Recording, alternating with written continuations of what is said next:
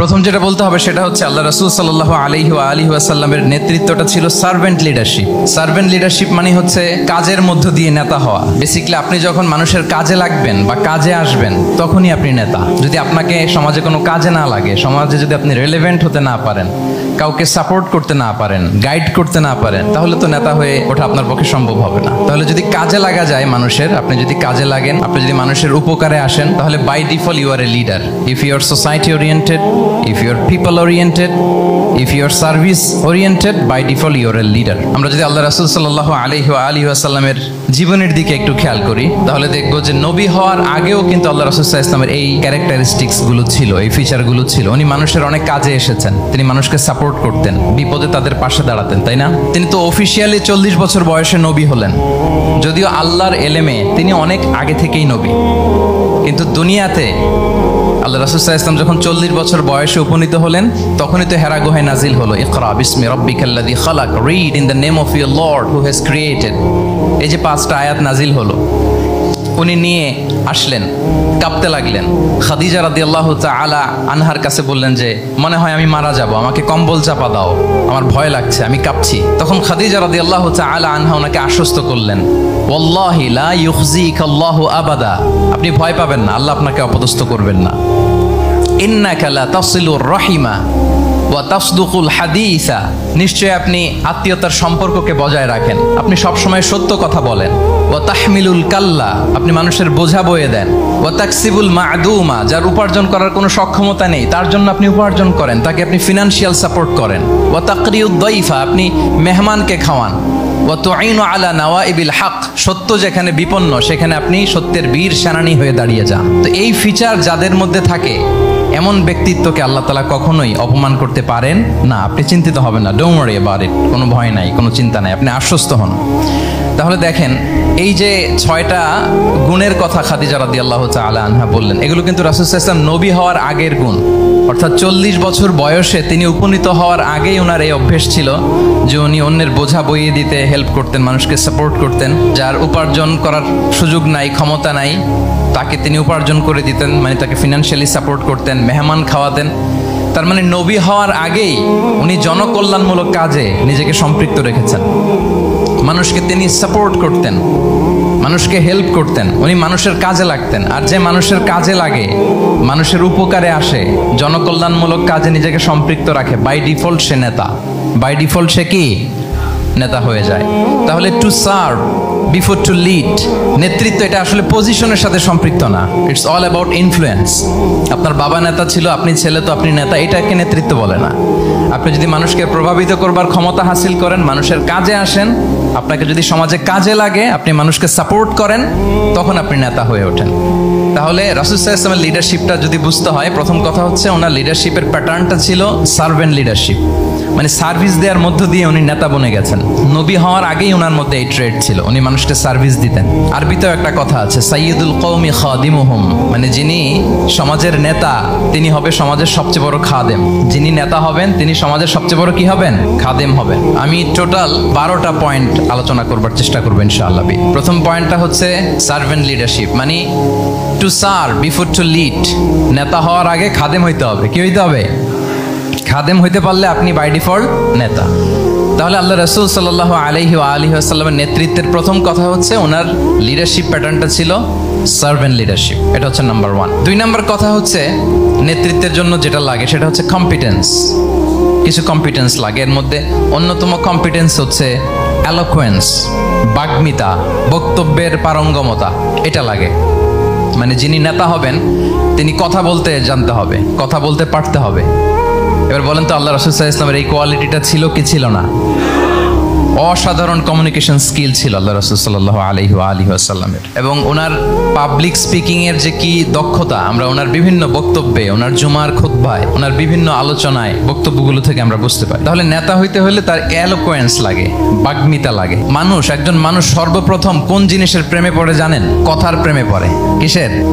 কথার প্রেমে পড়ে। কথার ধরন, কণ্ঠস্বর, তার অ্যাটিটিউড, তার শব্দের জাদু, এটা মানুষের হৃদয়কে জয় করে ফেলে। আল্লাহ রাসূল সাল্লাল্লাহু আলাইহি আলাইহি ওয়া আলিহি ওয়াসাল্লাম তিনি নিজেও বলেছেন ওয়া ইন্না মিনাল বায়ানি লা সিহরা, কিছু কিছু বক্তব্যের মধ্যে জাদু আছে। তো রাসূল সাল্লাল্লাহু আলাইহি ওয়াসাল্লামের এই এলোকোয়েন্স ছিল, এলোকোয়েন্স। তিনি বলতেন উতিতু জাওয়ামিউল কালিম, আল্লাহ তাআলা আমাকে সর্বমর্ম বাচন ভঙ্গির অধিকারী করেছেন।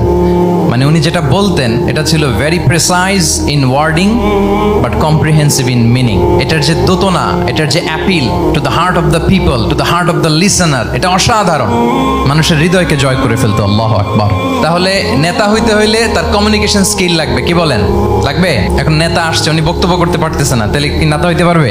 তাহলে পাবলিক স্পিকিং, কমিউনিকেশন স্কিল, এটা ইটস এ মাস্ট, এটা নেতার লাগবে। যেমনটি রাসূলুল্লাহ সাল্লাল্লাহু আলাইহি ওয়া আলিহি ওয়াসাল্লামের ছিল, উনি সর্বমর্ম বাচন ভঙ্গির অধিকারী ছিলেন। বলতেন কম, কিন্তু এটার অ্যাপিল ছিল অনেক বেশি, এটার ব্যাখ্যা হয়ে যেত অনেক। রাসূল সাল্লাল্লাহু আলাইহি ওয়াসাল্লামের সবচাইতে বড় ভাষণটি ছিল বিদায় হজের ভাষণ, খুব সম্ভবত। ওই ভাষণের টেক্সটগুলোকে যদি একসাথে করা হয়, আমার মনে হয় 10 মিনিটের বেশি লাগবে না ওই টেক্সটগুলো পড়তে। তার মানে সবচাইতে বড় যে ভাষণ ওনার, ওটা কত ছিল? 10 থেকে 12 মিনিটের ভাষণ ছিল।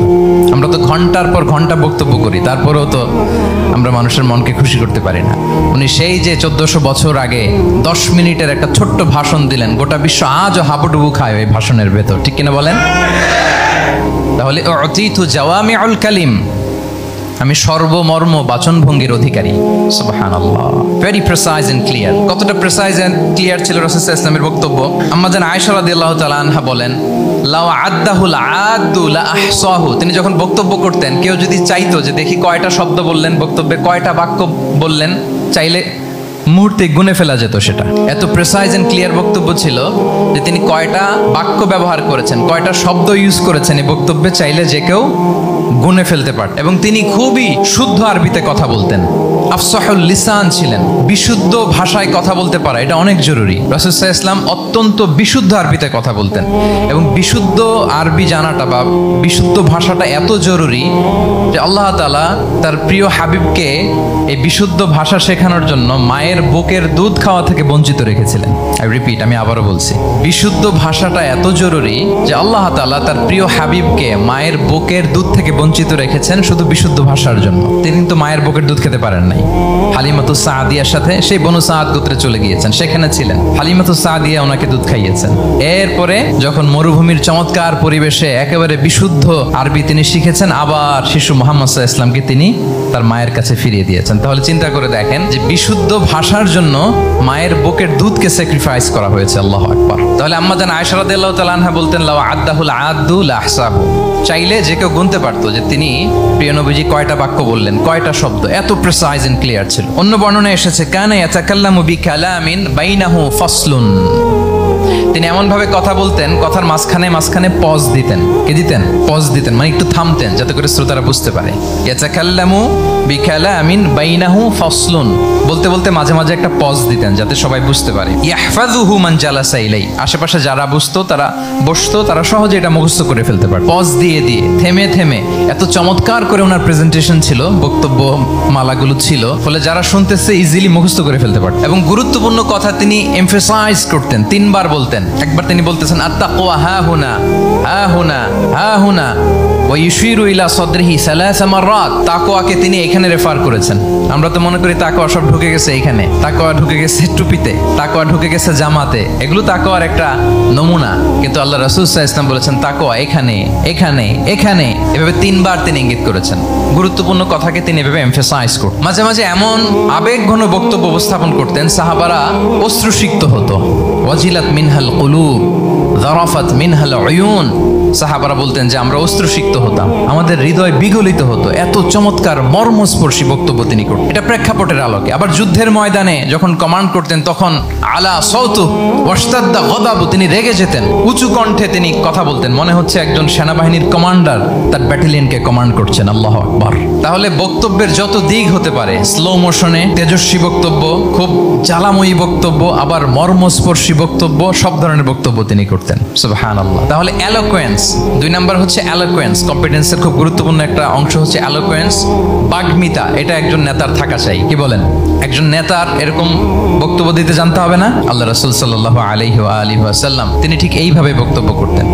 মাঝে মাঝে তিনি ইমোশনাল ইন্টেলিজেন্স ইউজ করতেন, মানে আবেগ অনুভূতিকে নাড়িয়ে দিয়ে শ্রোতাকে প্রভাবিত করে ফেলা। স্পিরিচুয়াল ইন্টেলিজেন্স বা ইমোশনাল ইন্টেলিজেন্স তিনি বক্তব্যের মধ্যে ব্যবহার করতেন। এমনভাবে তিনি নাসিহাত করতেন, এমনভাবে কথা বলতেন, মানুষের আবেগ অনুভূতিকে তিনি নাড়িয়ে দিতেন। আল্লাহু আকবার। ছোট্ট একটা উদাহরণ এখানে আমি হাজির করি। আপনারা হুনাইনের যুদ্ধের কথা নিশ্চয়ই শুনেছেন। কত হিজরিতে হয়েছিল? 8ম হিজরি। তার মানে মক্কা বিজয়ের ইমিডিয়েট পরেই, কয়েক সপ্তাহ পরেই তো হুনাইনের যুদ্ধ হয়েছিল। তো এই হুনাইনের যুদ্ধে অনেক ওয়ার বুটিজ মুসলমানদের করতলগত হয়েছিল, মানে অনেক গানিমাত, অনেক সম্পদ ওনারা যুদ্ধ শেষে যুদ্ধলব্ধ সম্পদ হিসেবে পেয়েছিলেন। 24,000 উট, প্রায় 40,000 ভেড়া, এত পরিমাণ গানিমত যখন রাসূল সাল্লাল্লাহু আলাইহি ওয়াসাল্লাম পেলেন, তিনি এগুলো বন্টন করতে শুরু করলেন। কিন্তু রাসূল সাল্লাল্লাহু আলাইহি ওয়াসাল্লাম তিনি বন্টন করতে যে আনসারি সাহাবীদেরকে, অর্থাৎ মদিনার যে সাহাবারা, তাদেরকে কিছুই দিলেন না, বরং তিনি মক্কার সাহাবাদেরকে দিলেন, অন্যান্য গোত্রের লোকদেরকে দিলেন, আশেপাশের সবাইকে দিলেন, কিন্তু দিলেন না কাদেরকে? আনসারি সাহাবীদেরকে। ফলে এত বিশাল ওয়ার বুটিজ, এর মধ্যে থেকে কিছুই আনসারিরা পেল না। ওনাদের মধ্যে ক্ষোভের জন্ম নিল। ক্ষোভ থেকে ওনারা সমালোচনা করতে আরম্ভ করলেন আল্লাহ রাসূল সাল্লাল্লাহু আলাইহি ওয়াসাল্লামের, এবং সমালোচনা করতে করতে এটা এমন পর্যায়ে চলে গেল, এক পর্যায়ে তারা বলতে আরম্ভ করলো যে আমরা ওনার জন্য জান দিলাম, জীবন দিলাম, আজকে উনি এত সম্পদ পেয়ে সব নিজ এলাকার লোকদের মাঝে বন্টন করে দিল, এটা কি ঠিক করলো উনি? আল্লাহর নবীকে ক্ষমা করুন। মানে কেমন যেন রাসূল একটা ভুল করে ফেলছেন, রাসূল সাল্লাল্লাহু আলাইহি ওয়াসাল্লাম ওনাদেরকে দিতে বাধ্য ছিলেন, এটা যেহেতু দেন নাই, আল্লাহ তার রাসূলকে ক্ষমা করুক, এরকম একটা কথা তারা বলে ফেললেন। এটা তো অনেক বড় কথা। আল্লাহ রাসূল সাল্লাল্লাহু আলাইহি ওয়া আলিহি ওয়াসাল্লাম যখন এই কথা শুনলেন, তখন তিনি আনসারী সাহাবীদেরকে জড়ো করে একটা গেট টুগেদার করে এমন ইমোশনালি ওনাদেরকে কাবু করলেন, ইমোশনাল ইন্টেলিজেন্স ইউজ করলেন। এখানে তারা এসেছিল ক্ষোভ নিয়ে, অসন্তোষ নিয়ে, পরে সবাই কান্না করে রাসূল সাল্লাল্লাহু আলাইহি ওয়াসাল্লামের কাছে ক্ষমা চেয়ে সেই মজলিস থেকে উঠতে বাধ্য হয়েছে। তিনি সবাইকে ডেকে বললেন, ইয়া মা'আশারাল আনসার, আলাম আতিকুম দুল্লালান ফাহাদাকুমুল্লাহ ওয়া আলাতান ফাআগনাকুমুল্লাহ ওয়া আ'দাআন ফাআল্লাফাল্লাহু বাইনা কুলুবিকুম। চমৎকার এক্সপ্রেশন, যে ওহে আনসাররা, আমি কি তোমাদেরকে পথভ্রষ্ট পাইনি, পথহারা পাইনি? আমার ওসিলায় তোমরা হেদায়েতের দেখা পেয়েছো। আমি কি তোমাদেরকে নিঃস্ব পাইনি? আমার ওসিলায় তোমরা সমৃদ্ধ হয়েছো, সম্পদশালী হয়েছো। আমি কি তোমাদেরকে যুদ্ধরত অবস্থায় পাইনি? আউস খাজরাজ তোমরা তো ফাইট করতেছিলে ইচ আদার। আমি যে তোমাদের মধ্যে সম্প্রীতি আর ভালোবাসার মেলবন্ধনে তোমাদেরকে একত্রিত করে দিলাম। আওয়াজাতুম ফি আনফুসিকুম ফি লুআআতিন মিনাদ দুনিয়া, আর দুনিয়ার সামান্য কিছু জিনিসের কারণে তোমরা মনে কষ্ট পাচ্ছ, যেটা দিয়ে আমি কিছু মুসলিমদের হৃদয়কে আকৃষ্ট করছিলাম। তাআল্লাফতু বিহা কওমান লিয়ুসলিমু ওয়া ওয়াকালতুকুম ইলা ইসলামিকুম। আমি কিছু মুসলিমদেরকে এগুলো দিয়ে তাদের হৃদয়টাকে ইসলামের প্রতি আরো অ্যাট্রাক্টেড করতেছিলাম, আর তোমাদেরকে তোমাদের ইসলামের উপরই আমি ছেড়ে দিয়েছি। আমি জানি আমার আনসাররা, তাদের হৃদয়ে যে ইসলাম আছে এটাই তাদের জন্য যথেষ্ট। আমা তারদাউনা আইয়াযহাবান নাসু বিশ-শাতি ওয়াল বাঈর ওয়া তারজিউনা বিরাসূলিল্লাহি ফি রিহালিকুম। Won't you be happy that people go back to their country with sheep and camel, and you go back to your country with Rasulullah? আল্লাহু আকবার। তোমরা কি এতে খুশি হবে না? মানুষ উট আর ভেড়া নিয়ে তাদের এলাকায় ফিরবে, আর তোমরা আল্লাহর রাসূলকে নিয়ে তোমাদের এলাকায় ফিরবে। এরকম একটার পর একটা ইমোশনালি রাসূল সাল্লাল্লাহু আলাইহি ওয়াসাল্লাম যখন আনসার সাহাবীদেরকে কাবু করতে লাগলেন, ওনারা এমনভাবে কান্নার রোল জুড়ে দিল, এমনভাবে অনুতপ্ত হলো, কাঁদতে শুরু করলো। পরে এরা বলতে আরম্ভ করলো, আমি তো 2-1টা বাক্য বললাম, লম্বা চূড়া মন মাতানো বক্তব্য, হৃদয়স্পর্শী বক্তব্য। তারা বললো, ইয়া রাসূলুল্লাহ, আমরা শুধু আপনাকে পেয়েই খুশি। রাসূল সাল্লাল্লাহু আলাইহি ওয়াসাল্লাম বলেন, গোটা বিশ্বের মানুষ যদি এই পথ ধরে আর আনসারীরা যদি এই পথ ধরে, আমি এই পথ ছেড়ে দিয়ে আনসারীদের পথে হাঁটবো। আল্লাহ তুমি আনসারদের ক্ষমা করো, তাদের সন্তানদের ক্ষমা করো, তাদের নাতিদেরকে ক্ষমা করো। এভাবে মর্মস্পর্শী বক্তব্য যখন ইমোশনাল ইন্টেলিজেন্স দিয়ে যখন রাসূল সাল্লাল্লাহু আলাইহি ওয়াসাল্লাম বললেন, সব আনসারী সাহাবারা কাঁদতে আরম্ভ করলেন। সবাই ফাবাকাল কওমু হাত্তা আখদালু লুহাহুম, তাদের প্রত্যেকের দাড়ি ভিজে গেল, এমন কান্না জুড়ে দিল। আল্লাহু আকবার। তাহলে এটা ছিল রাসূল সাল্লাল্লাহু আলাইহি ওয়াসাল্লামের বক্তব্যের মাধ্যমে শ্রোতাদের মাঝখানে প্রভাব সৃষ্টি করার ক্ষমতা। চিন্তা করতে পারেন, হৃদয় কেঁপে ওঠে না এই কথা শুনলে? Won't you be happy people go back to their home with sheep and camel and you take the messenger of Allah with you? মানুষ ছাগল ভেড়া নিয়ে ফিরতেছে, তোমরা তো আল্লাহর নবীকে নিয়ে ঘরে ফিরতেছো। আল্লাহু আকবার। তাহলে এই কম্পিটেন্সটা লাগে একজন নেতার, তিনি এরকম মর্মস্পর্শী বক্তব্য দিতে জানতে হবে। 3 নাম্বার হচ্ছে কম্পেশন, মানে সফট হার্টেড, দয়াদ্র হৃদয় হতে হবে। আপনি মানুষের দুঃখ যদি আপনাকে কাঁদায় তবেই আপনি নেতা। আমরা আল্লাহ রাসূল সাল্লাল্লাহু আলাইহি ওয়াসাল্লামের দিকে যদি তাকাই, ওনার তো একটা উপাধিই হচ্ছে রাহমাতাল লিল আলামিন। আল্লাহ রাসূল সাল্লাল্লাহু আলাইহি ওয়াসাল্লামের উপাধি কি? ওমা আরসালনাকা ইল্লা রাহমাতাল লিল আলামিন, we have not sent you but as mercy for all the worlds. নবী হে, আপনাকে সবার জন্য আমি মার্সি করে পাঠিয়েছি, রাহমা করে পাঠিয়েছি। আপনি সবার জন্য রহমত, মানুষের জন্য, ম্যানকাইন্ড, জিনকাইন্ড, অ্যানিমালস, সবার জন্য আপনি রাহমা। রাসূল সাল্লাল্লাহু আলাইহি ওয়াসাল্লাম কতটা দয়াদ্র ছিল।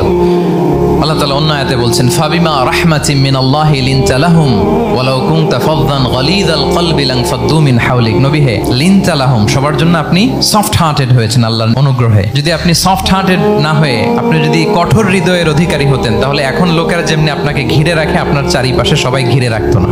আল্লাহু আকবার। সাহাবারা সব সময় রাসূল সাল্লাল্লাহু আলাইহি ওয়াসাল্লামের সঙ্গ পেতে চাইতো, অ্যাকম্পানি চাইতো, ঘিরে রাখ। এমনকি অনেক সাহাবী ঘরে ভালো না লাগলে রাসূল সাল্লাল্লাহু আলাইহি ওয়াসাল্লামের কাছে চলে আসতো। এমনকি অনেক সাহাবী বলতেন যে আমার পেটে ক্ষুধা লাগলেই আমি রাসূলের কাছে যেতাম, কারণ রাসূলের চেহারা দেখলে আমার পেটের ক্ষুধা উধাও হয়ে যেত।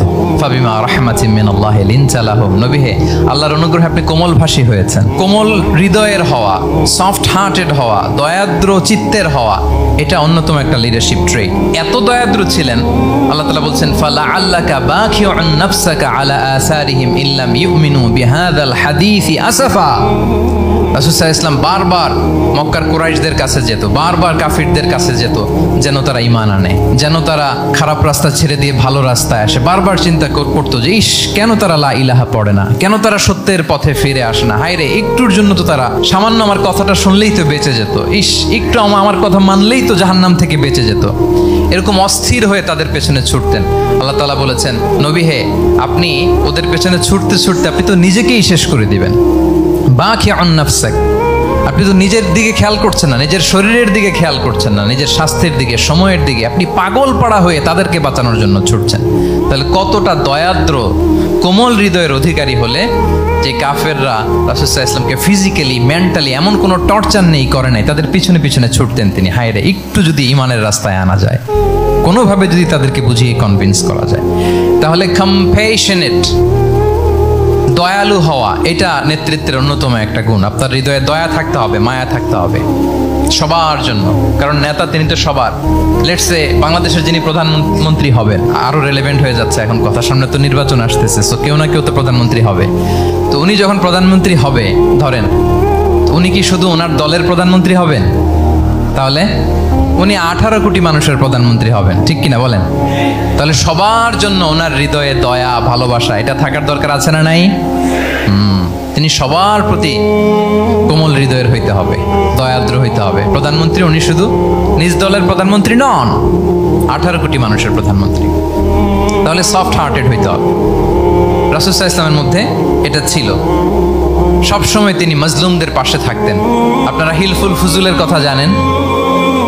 ওনার বয়স যখন 35, ইয়ামানের এক ব্যবসায়ী আসছিল মক্কায় ব্যবসা করতে। পণ্য বিক্রির পরে আস ইবনে ওয়াইল নামে এক দুষ্ট জালেম, সে পণ্য নিয়ে বলে, আমরা এই এলাকার লোক, আমরা দাম দিব না, কি করতে পারো করো। এই লোক কান্না জুড়ে দিল। তার কান্না দেখে রাসূল সাল্লাল্লাহু আলাইহি ওয়াসাল্লামের হৃদয়ে দয়া হলো। তিনি ওনার চাচা জুবাইর ইবনে আব্দুল মুত্তালিব সহ ওনার মতো যারা ইয়াং স্টার আছে সবাইকে নিয়ে একটা সংঘ করলেন। এটাই তো হালাফুল ফুদুল, মূলত নাম হচ্ছে হালাফুল মুত্তাইয়িবিন। জাহিলি যুগে ওনাদের প্রথা ছিল, কোনো একটা ভালো কাজে কেউ যখন এক হতো, রং ভর্তি বালতির ভেতরে হাত ঢুকিয়ে তারা পাথরের মধ্যে ওই হাতের ছাপ দিত, সবাই ওইখানে ছাপ দিত। ফলে কাইন্ড অফ কভেনেন্ট, এটা একটা চুক্তির মতো, যে আমরা চুক্তিবদ্ধ হলাম, এগ্রিমেন্ট করলাম যে আমরা সবাই এক। তো রাসূল সাল্লাল্লাহু আলাইহি ওয়াসাল্লাম ওনার মতো ইয়াংস্টারদেরকে নিয়ে এই হালাফুল মুত্তাইয়িবিন বা হালাফুল ফুদুল করেছেন। এবং এটার মূল কথা ছিল, মূল স্লোগান ছিল, নাহনু মাআল মাজলুম দিদ্দাল যালিম, আমরা সবসময় মাজলুমের পক্ষে থাকবো, জালিমের বিপক্ষে। এটা ছিল হিলফুল ফুজুলের কি মূল শিক্ষা। এভাবে সব সময় তিনি মাজলুমদের সাথে ছিলেন। শ্রমিক সাহাবীদেরকে বড্ড ভালোবাসতেন, শ্রমজীবীদেরকে বড্ড ভালোবাসতেন।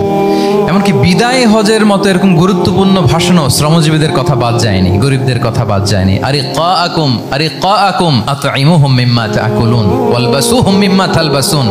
খবরদার, সেদিনও বলেছিলেন সেই বিদায় হজের ভাষণে, তোমরা তোমাদের শ্রমজীবী লোকদের কথা ভুলে যেও না, তোমাদের স্টাফদের কথা, তোমাদের দাস দাসীদের কথা। তোমরা যা খাবে সেখান থেকে তাদেরও খাওয়াবে, তোমরা যে পোশাক পরবে সেখান থেকে তাদেরও পোশাকের ব্যবস্থা করবে। আল্লাহু আকবার। তাহলে রাহমাতাল লিল আলামিন, তিনি ছিলেন কম্পেশনের, দয়ালু হৃদয়ের অধিকারী। 4 নম্বরে হচ্ছে ইন্টিগ্রিটি। ইন্টিগ্রিটি মানে সততা, নৈতিকতা থাকতে হবে। এটা অন্যতম একটা লিডারশিপ ট্রেট। এটার বড় ক্রাইসিস এখন ইন্টিগ্রিটির। রাসূল সাল্লাল্লাহু আলাইহি ওয়াসাল্লামের লিডারশিপটা ছিল এথিক্যাল লিডারশিপ, কিন্তু এইটার অনেক বড় ক্রাইসিস আমাদের সমাজে, আমাদের নেতৃত্বের মাঝে। কি বলেন? নৈতিকতার ঘাটতি আছে না? নৈতিকতা বিবর্জিত নেতৃত্ব, এটা দিয়ে কিছুই হয় না। একটা জাতির ধ্বংসের জন্য নৈতিকতা বিবর্জিত নেতৃত্বই যথেষ্ট। এজন্য নৈতিকতা লাগবে, ইন্টিগ্রিটি, সততা। আমরা যদি আল্লাহ রাসূল সাল্লাল্লাহু আলাইহি ওয়াসাল্লামের নেতৃত্বের দিকে তাকাই, ওনার সততা, ওনার সত্যবাদিতা, ওনার আমানতদারিতা নিয়ে যদি আমরা একটু সিরাতের পরতে পরতে খেয়াল করি, এমনকি নবী হওয়ার আগে যদি খেয়াল করি, তাহলে দেখব যে মক্কার লোকেরা আল্লাহ রাসূল সাল্লাল্লাহু আলাইহি ওয়াসাল্লামকে আস-সাদিক, আল আমিন উপাধিতে ভূষিত করেছেন। সুবহানাল্লাহ, মানে সত্যবাদী, ট্রুথফুল এন্ড ট্রাস্টওয়ার্দি।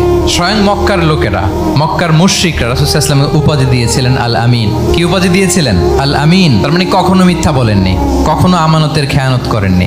যখন আয়াত নাজিল হলো ওয়া আনজির আশিরাতাকাল আকরাবিন, হে নবী আপনি আপনার নিকট আত্মীয়দেরকে সতর্ক করুন জাহান্নামের আযাবের, তিনি সাফা পাহাড়ের চূড়ায় উঠে গেলেন, ডাকতে আরম্ভ করলেন, ও মক্কার লোকেরা, ও আমার আত্মীয়রা, আমি যদি বলি এই পাহাড়ের পেছনে একদল ঘোড় সাওয়ার সশস্ত্র ব্যাটালিয়ন তোমাদেরকে এখনই অ্যাটাক করবে, তোমরা কি বিশ্বাস করবে? আকুনতুম মুসাদ্দিকিয়া, আমার কথা বিশ্বাস করবে? মক্কাবাসী এক বাক্যে কি বলেছিল জানেন? তারা বলেছিল নাম, অবশ্যই বিশ্বাস করবে। কেন বিশ্বাস করবে? বলে যে মা জাররাবনা আলাইকা ইল্লা সিদকা, we have never ever experienced a single lie from you in our life. আমরা জীবনে কোনোদিন তোমার মিথ্যা বলতে শুনি নাই। আল্লাহু আকবার। কি নিঃসংকোচ স্বীকৃতি এলাকার লোকদের। এইটা আমাদের সমাজে অনেক বড় ক্রাইসিস, আমানতদারিতা, ট্রাস্টওয়ার্দিনেস। সো এখান থেকে আমাদের শিখতে হবে, অনেক কিছু রিভাইজ করতে হবে আমাদেরকে। এই যে নতুন বাংলাদেশের চমৎকার সময় এসেছে, আর 54 বছরও হয়তো আমরা এই সুযোগ পাবো না। এজন্য আমাদেরকে শিখতে হবে রাসূল সাল্লাল্লাহু আলাইহি ওয়াসাল্লামের যে ইন্টিগ্রিটি, ওনার যে ট্রাস্টওয়ার্দিনেস, এই আমানতদারিতা থেকে আমাদেরকে শিখতে হবে। তাহলে নেতাকে আস্থার জায়গা তৈরি করে নিতে হয়। রাসূল সাল্লাল্লাহু আলাইহি ওয়াসাল্লাম এটা ধীরে ধীরে তৈরি করেছেন। আপনারা জানেন যে উনি নবুয়তের আগে পার্টনারশিপে বিজনেস করতেন খাদিজা রাদিয়াল্লাহু তাআলা আনহার সাথে, মানে খাদিজা রাদিয়াল্লাহু তাআলা আনহার ইনভেস্টমেন্ট আর উনি শ্রম দিতেন। তো উনি সিরিয়াতে গিয়েছেন পণ্য নিয়ে, মালামাল নিয়ে।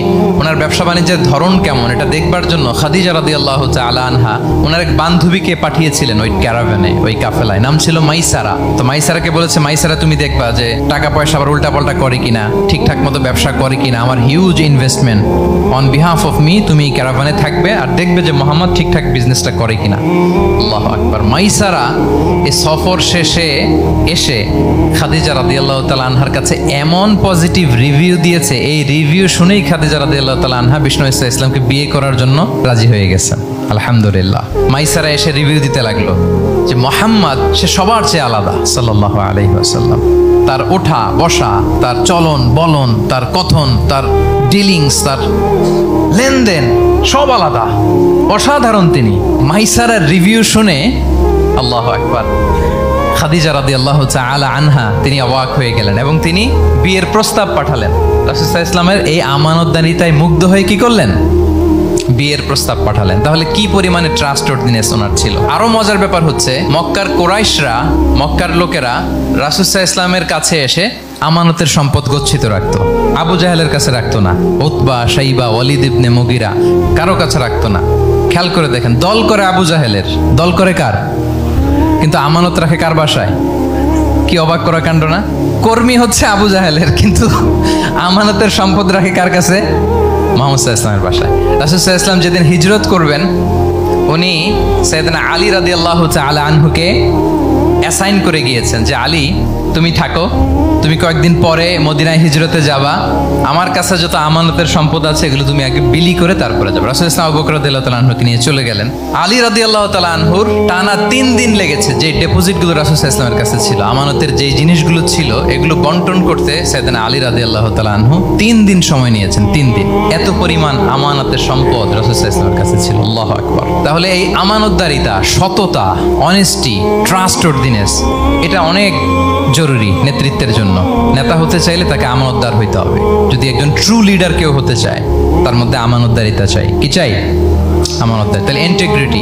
5 নম্বরে হচ্ছে গুড ইন্টারাকশন উইথ ফলোয়ার্স। নেতার তার ফলোয়ারের সাথে কি লাগবে? ভালো ইন্টারাকশন লাগবে, সুন্দর একটা সম্পর্ক লাগবে, ভালো বোঝাপড়া চাই। একজন ভালো নেতৃত্বের বৈশিষ্ট্য হচ্ছে নেতা তার ফলোয়ারের সাথে কি করবে? ইন্টারেক্ট করবে। এখানেই বস আর লিডারের মধ্যে পার্থক্য। বস কি করে? অর্ডার করে শুধু। বসের কাজ হচ্ছে এই ডুজ অ্যান্ড ডোন্টস বলে দেয়, এইটা করা যাবে ওইটা করা যাবে, মানে অর্ডার করে, ডিরেক্ট করে। কিন্তু লিডার কি করে? গাইড করে, মেন্টরিং করে, ইন্সপায়ার করে, মোটিভেট করে। So here is the difference between leader and boss. তাহলে বসই হওয়া যাবে না। নেতা হইতে চাইলে বসই হওয়া যাবে না। You have to interact with your followers. আপনার ফলোয়ারের সাথে ইন্টারাকশন লাগবে, তবেই আপনি নেতা। আমরা দেখি রাসূল সাল্লাল্লাহু আলাইহি ওয়াসাল্লামের কেমন ইন্টারাকশন ছিল। রাসূল সাল্লাল্লাহু আলাইহি ওয়াসাল্লাম যে কোনো বড় ডিসিশনে সাহাবাদের সাথে কনসালটেশন করতেন, পরামর্শ করতেন, তারপরে সিদ্ধান্ত নিতেন। ওয়াশাবিরহুম ফিল আমর, এই আয়াতের ভিত্তিতে তিনি সবার সাথে কি করে নিতেন? সাহাবাদের সাথে পরামর্শ করে নিতেন। আপনারা দ্বিতীয় হিজরির যে বদরের যুদ্ধের কথা জানেন। বদরের প্রান্তরটা মদিনা থেকে প্রায় 130 কিলো দক্ষিণ পশ্চিমে। তো ওখানে গেলেন মদিনা থেকে। তিনি যাওয়ার পরে এক জায়গায় তিনি সেনা ক্যাম্প স্থাপন করলেন। স্থাপন করার পরে হাব্বাব ইবনুল মুনজির রাদিয়াল্লাহু তাআলা আনহু তিনি জিজ্ঞেস করলেন, ইয়া রাসূলুল্লাহ, এই যে আপনি এই জায়গায় বদরের প্রান্তরে সেনা শিবির স্থাপন করলেন, সেনা ক্যাম্প স্থাপন করলেন, এটা কি আল্লাহর দেখিয়ে দেয়া কোনো জায়গা নাকি আপনার ইচ্ছায়? তিনি বললেন, আমানজিলান আনসালাকাল্লাহু লাইসা লানা আন নাতাকদ্দামাহু ওয়ালা নাতাআখারা আনহু। এটা কি একেবারে ফিক্সড আল্লাহর পক্ষ থেকে ওহী যে এখানেই শিবির স্থাপন করতে হবে, নাকি আমহুয়ার রায়ু ওয়াল হারবু ওয়াল মাকিদা, নাকি এটা যুদ্ধের কৌশল হিসেবে আপনি নিজ থেকে করেছেন? রাসূল সাল্লাল্লাহু আলাইহি ওয়াসাল্লাম বললেন, না, এটা কোনো ওহী না। আমার কাছে মনে হয়েছে, আমার যে অ্যানালিসিস, আমার মনে হয়েছে বদরের যুদ্ধে এখানেই আমাদের পজিশনিংটা হলে ভালো হয়। হাব্বাব ইবনে মুনজির রাদিয়াল্লাহু তাআলা আনহু বলেন, না, ইদান লাইসা হাযা বিমানজিল ইয়া রাসূলুল্লাহ, তাহলে এইখানে যদি আপনার নিজ থেকে আপনি এটা ডিসাইড করেন, আমি আপনার অনুমতিক্রমে বলতে চাই ইয়া রাসূলুল্লাহ, এটা সুন্দর জায়গা হয়নি। সুন্দর জায়গা হয়নি? তাহলে কোথায়? হাব্বাব বললেন, ওইখানে, ওই যে বদরের একটা কুয়া আছে, এখানে পানির সোর্স আছে। আমরা যদি ওইখানে একটা ব্লকেট দিয়ে দাঁড়াতে পারি, তাহলে কোরাইশরা এসে আর পানি খেতে পারবে না। ওরা পানি না খেয়েই মরবে, যুদ্ধেও মরবে, পানির অভাবেও মরবে। আল্লাহু আকবার। এক মুহূর্ত দেরি করলেন না রাসূল সাল্লাল্লাহু আলাইহি ওয়াসাল্লাম। এই অপিনিয়ন পাওয়ার সাথে সাথেই বললেন, এই সেনা ক্যাম্প এখান থেকে উঠে হাব্বাব যেখানে বলেছে ওইখানে যে সেনা শিবির স্থাপন করো। 1 সেকেন্ডও দেরি করেন নাই। তাহলে কোনো ইগোইস্টিক ঝামেলা ছিল না। ভেরি অ্যাকোমোডেটিভ ছিলেন রাসূল সাল্লাল্লাহু আলাইহি ওয়াসাল্লাম। আমরা অনেক সময় নতুন কোনো কথা শুনলে, কোনো রিফর্ম শুনলে, শ্রোতাদের মধ্যে থেকে কিছু একটা শুনলে আটকে উঠি, চেঞ্জ করতে চাই না, রিজিড হয়ে থাকে। এই রিজিডিটি রাসূল সাল্লাল্লাহু আলাইহি ওয়াসাল্লামের মধ্যে ছিল না। ভেরি অ্যাকোমোডেটিভ ছিলেন, ইজিলি ওপেন আপ করতে পারতেন। মুহূর্তেই বলেন, ঠিক আছে, আমি যেখানে করেছি আসলে ঠিক হয় না। হাব্বাব যেখানে বলেছে সবাই ওখানে যে সেনা ক্যাম্প স্থাপন করো। আল্লাহু আকবার। উনি চাইলে বলতে পারতেন, এই হাব্বাব, তুমি কি আমার চেয়ে বেশি বুঝো? আমি তো নবী, তুমি আমার উম্মাহ, আমার কাছে ওহী আসে। কোনো ধরনের আর্গুমেন্টে না যে সরাসরি রাসূল সাল্লাল্লাহু আলাইহি ওয়াসাল্লাম এটাকে মেনে নিলেন। আল্লাহু আকবার। তাহলে এই যে ইন্টারাকশন দেখেন, কত চমৎকার ইন্টারাকশন ছিল সাহাবীদের সাথে রাসূলুল্লাহ সাল্লাল্লাহু আলাইহি ওয়া আলিহি ওয়াসাল্লাম। তাহলে good interaction with your followers, এটা জরুরি। আমরা যদি খন্দকের ঘটনা দেখি, খন্দকের যে পরীক্ষা খনন করা হয়েছিল, এটা কিন্তু কোনো মদিনার বা মক্কার কোনো আরাবিয়ান সাহাবাদের কাছ থেকে এই পরামর্শ আসেনি। এসেছে কার কাছ থেকে? সালমান আল ফারিসি। বাড়ি কই? সেই ইরান, ইয়ামান না, ইরানে। উনি হি ওয়াজ পার্সিয়ান, উনি ইরান থেকে আসছে। তাহলে ইজিলি তিনি সাহাবীদের কাছ থেকে চমৎকার অপিনিয়ন আসলে সেটাকে পিক করতেন এবং তাদের সাথে চমৎকার ইন্টারাকশন ছিল। সাহাবীদের সাথে, ফলোয়ারদের সাথে ওনার কতটা গভীর ইন্টারাকশন ছিল, ছোট্ট একটা হাদিস বলে, হাদিসটা সহিহ মুসনাদে আহমদ ইবনে হাম্বলে এসছে। আমি এই পয়েন্টটা শেষ করছি। রাসূল সাল্লাল্লাহু আলাইহি ওয়াসাল্লামের যুগে এক সাহাবী ছিল, তার নাম ছিল জাহির ইবনে হারাম আল আশজাঈ। জাহির, সাহাবীর নাম কি? সবাই বলুন, কি নাম? জাহের রাদিয়াল্লাহু তাআলা, উনি মদিনায় থাকতেন না, উনি মরুপল্লীতে থাকতেন, মানে বেদুইন ছিলেন আর। মদিনা তো শহর, সিটি, উনি সিটিতে থাকতেন না, উনি থাকতেন মরুপল্লীতে। ওখানে তিনি অর্গানিক ফলমূল শাকসবজি চাষ করতেন। রাসূল সাল্লাল্লাহু আলাইহি ওয়াসাল্লাম ওনার এই অর্গানিক ফলমূল আর শাকসবজি খুব পছন্দ করতেন, ফলে উনি প্রায়ই সেই মরুপল্লী থেকে রাসূল সাল্লাল্লাহু আলাইহি ওয়াসাল্লামের জন্য অর্গানিক ফ্রেশ ফ্রুট আর শাকসবজি মদিনায় নিয়ে আসতেন এবং এগুলো ফ্রিতে দিতেন রাসূল সাল্লাল্লাহু আলাইহি ওয়াসাল্লামকে অ্যাজ এ গিফট। উপহার হিসেবে রাসূল সাল্লাল্লাহু আলাইহি ওয়াসাল্লামকে মরুপল্লী থেকে চাষ করে আনা ফলমূল শাকসবজি দিতেন, আর কিছু শাকসবজি ফলমূল তিনি মদিনার বাজারে বিক্রি করতেন। তো একবার তিনি এসে রাসূল সাল্লাল্লাহু আলাইহি ওয়াসাল্লামকে অর্গানিক এই ফ্রুটগুলো দিয়ে বাকিগুলো মদিনার বাজারে বিক্রি করতেছেন। রাসূলুল্লাহ সাল্লাল্লাহু আলাইহি ওয়াসাল্লাম বাজার ভ্রমণে গেলেন, যে দেখে ওই তো জাহের, উনি আবার কানা রজুলান তামিমান, একটু কুৎসিত দেখতে, একটু খাটো কুৎসিত শ্যামবর্ণের ছিলেন। তো ওনাকে দেখি রাসূল সাল্লাল্লাহু আলাইহি ওয়াসাল্লাম পিছন থেকে এরকম ঝাপটে ধরলেন। উনি তো দেখতে পারতেছেন না কে ধরলো। উনি বলে মান হাদা আরসিলনি, এই ছাড়ো ছাড়ো, কে কে, এই কোন লোক আমারে ধরলো, ছাড়ো ছাড়ো করে অস্থির। যখন পিছনে ফিরে দেখে আল্লাহ রাসূল সাল্লাল্লাহু আলাইহি ওয়াসাল্লাম এখন আর ছাড়াছাড়ি করে না, এখন ওনার পিঠটা রাসূল সাল্লাল্লাহু আলাইহি ওয়াসাল্লামের বুক মোবারকের দিকে আরো লাগাই দিচ্ছে এইভাবে। সুবহানাল্লাহ। এতক্ষণ বলে এই কে, ছাড়ো ছাড়ো, যখন দেখে রাসূল সাল্লাল্লাহু আলাইহি ওয়াসাল্লাম এখন আর তাড়াহুড়ো করতেছে না, এখন ওনার পিঠটা রাসূল সাল্লাল্লাহু আলাইহি ওয়াসাল্লামের বুক মোবারকের সাথে আরো ঠেলে দিচ্ছে। রাসূল সাল্লাল্লাহু আলাইহি ওয়াসাল্লাম এবার মজার ছলে বললেন, মাইয়াশতারি হাযাল আব, ফান করে বলতেছেন, এই একটা দাস আছে আমার কাছে, এই লোকটারে কে কিনবে, আমি বেচবো। জাহের রাদিয়াল্লাহু তাআলা আনহু বলেন, ইয়া রাসূলুল্লাহ ইদান ওয়াল্লাহি তাজিদুনি কাসিদান, আমি কালো মানুষ, আমি সস্তা মানুষ, আমারে বেচলে বেশি দাম পাবেন না আপনি, আমি তো সস্তা মানুষ ইয়া রাসূলুল্লাহ।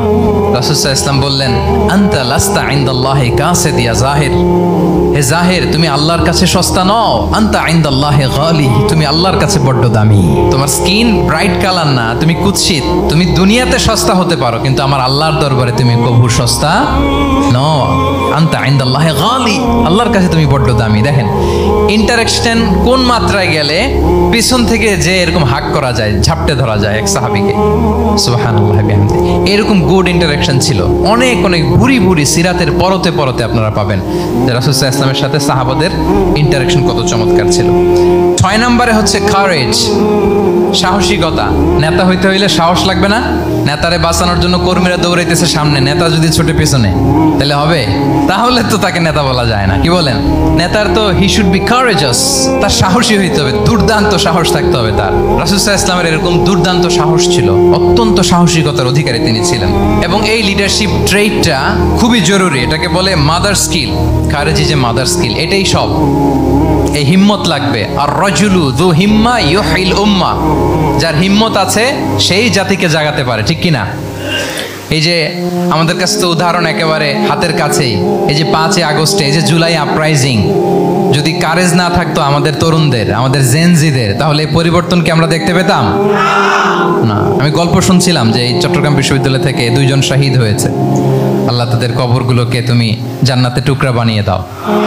এই যে আমাদের তরুণরা তাজা রক্ত দিয়ে একটা চেঞ্জ এনেছে, পরিবর্তন, এটা তো কারেজ, তাদের সাহসিকতার বহিঃপ্রকাশ, ঠিক কিনা?